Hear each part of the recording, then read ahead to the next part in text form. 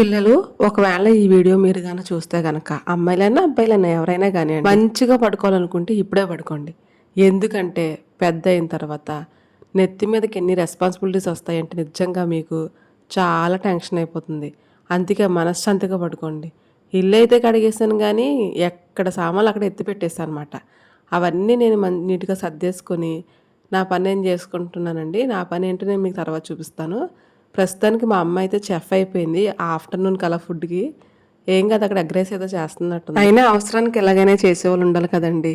మా అమ్మ నా చిన్నప్పుడు ఒక మాట అనేది, నేను మా అమ్మకి ఏమైనా మంచిగా హెల్ప్ చేశాను అనుకోండి, కొంచెం అంత కూతురుంటే మంచం కాడికి కూడంట అని ఒక డైలాగ్ వాడేదనమాట.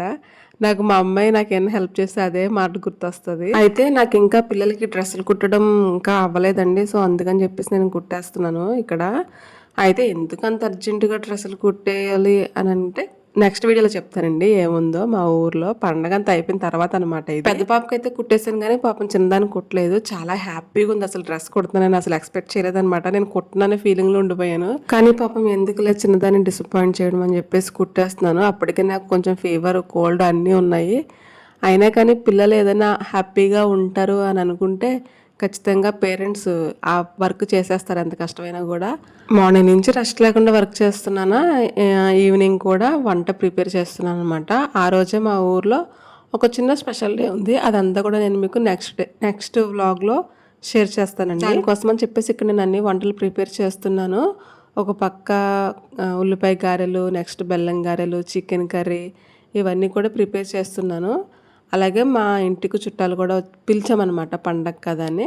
ఎవరో కాదులేండి చుట్టాలంటే మా ఆయన వాళ్ళ చెల్లి వాళ్ళ హస్బెండ్ని పిలిచాము. అంటే ఆడపడుచుని వాళ్ళ హస్బెండ్ని పిలిచామన్నమాట. ఇంటికి ఆడపిల్ల, మన అమ్మ వాళ్ళ ఇంటికి మనం ఎలాగా హ్యాపీగా ఉంటామో ఎంతైనా వాళ్ళ ఇంటికి వాళ్ళ ఆడపిల్ల కదా, సో అలా అనమాట. నిజంగా ఆ రోజు నైట్ అయితే మా ఆయన నన్ను అసలు ఎంత పొగిడేశాడంటే, ఎందుకంటే అంత పొగిడింది అన్ని వంటలు చేసి అంత పని చేసినందుకు కాదు, చెప్తాను అసలు నెక్స్ట్ వీడియోలో ఎందుకు పొగిడారో.